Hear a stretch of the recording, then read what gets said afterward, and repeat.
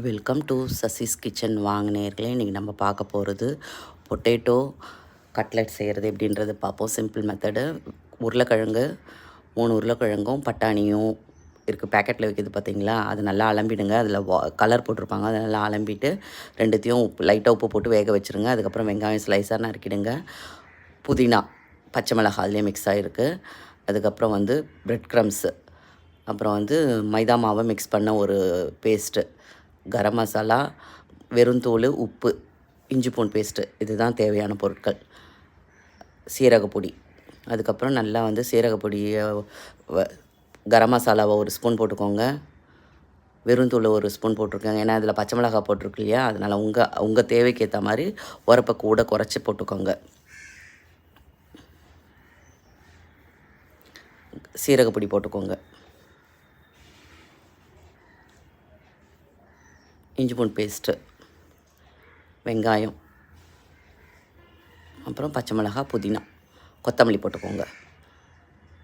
இது எல்லாமே கையில் நல்லா மிக்ஸ் பண்ணிக்கோங்க. நம்ம வீட்டில் தான் செய்கிறோம், கையை சுத்தம் பண்ணிக்கிட்டு மிக்ஸ் பண்ணுங்க. குழந்தைங்களுக்கு நம்ம கை அது பட்டால் தான் ஒரு பொருளோட டேஸ்ட் என்ஹான்ஸ் ஆகும்னு சொல்லுவாங்க. ஒருத்தவங்களோட கைப்பக்குவம்னு சொல்லுவாங்க இல்லையா, அதனால தான் அந்த க்ளவுஸு மற்றவங்கக்கிட்ட வேறு யாருனா வரும்போது க்ளவுஸ் போட்டுக்கலாம். நம்ம நார்மலாக வீட்டில் தானே இருக்கோம், வீட்டில் செய்யும்போது நம்ம கையை சுத்தமாக பண்ணிட்டு போனால் ஒன்றும் பிரச்சனை கிடையாது. சுத்தமாக குழந்தைங்களுக்கு கொடுக்கும்போது சுத்தமாக கையெல்லாம் அலம்பிட்டு பண்ணுங்கள். ஆனால் இப்படி தான் பிசையணும். அந்த க்ளவுஸ்லாம் போட்டு பண்ணோன்னா அது வேறு பெரிய ஃபங்க்ஷன் பண்ணுறச்சு அந்த மாதிரி க்ளவுஸ் போட்டுக்கலாம். அதனால் எல்லாத்தையும் ஈவனாக மசாலாவும் சால்ட் எல்லாம் மிக்ஸ் பண்ணிக்கோங்க. எது கூட குறைச்சிருக்குன்னு டேஸ்ட் பண்ணி பார்த்துட்டு அது போட்டு இது பண்ணிக்கோங்க. அதுக்கப்புறம் உங்களுக்கு ஏற்ற ஷேப்புக்கு நீங்கள் இது பண்ணிக்கோங்க, பிடிச்சிக்கிட்டு மைதா மாவு மிக்சரில் மிக்ஸ் பண்ணிவிட்டு பைண்டிங் மாதிரி மிக்ஸ் பண்ணிவிட்டு அதுக்கப்புறம் பிரெட் க்ரம்ஸில் போட்டு இது பண்ணிவிட்டு ஷாலோ ஃப்ரை பண்ணிக்கிடுங்க. ஏன்னா அது ஒரு பைண்டிங் ப்ராசஸ் இல்லையா, அதனால் இதில் கொஞ்சம் பிரெட் தூள் இருந்தால் கூட நீங்கள் போட்டுட்டு இது இப்போ உள்ளேயும் போட்டுக்கலாம். நான் இந்த மாதிரி தான் கொஞ்சம் ஈஸியாக இருக்கும். அதை போட்டு நல்லா பிரெட் க்ரம்ஸை நல்லா இது பண்ணிங்க, ஒரு பைண்டிங் ப்ராசஸ் மாதிரி போட்டுட்டு நல்லா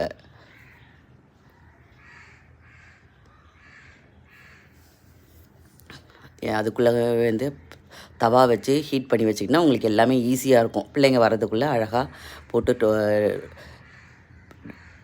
ரோஸ்ட் பண்ணி கொடுத்தீங்கன்னா சூப்பரான சுவையான கட்லெட் ரெடி. சாஸ் வச்சு கொடுங்க. பிடிச்சிருந்தா லைக் பண்ணுங்கள், ஷேர் பண்ணுங்கள், கமெண்ட் பண்ணுங்கள், சப்ஸ்கிரைப் பண்ணுங்கள், பெல் பட்டன் கிளிக் பண்ணுங்கள். தேங்க்யூ ஃபார் வாட்சிங் this video. Thank you a lot. Thank you.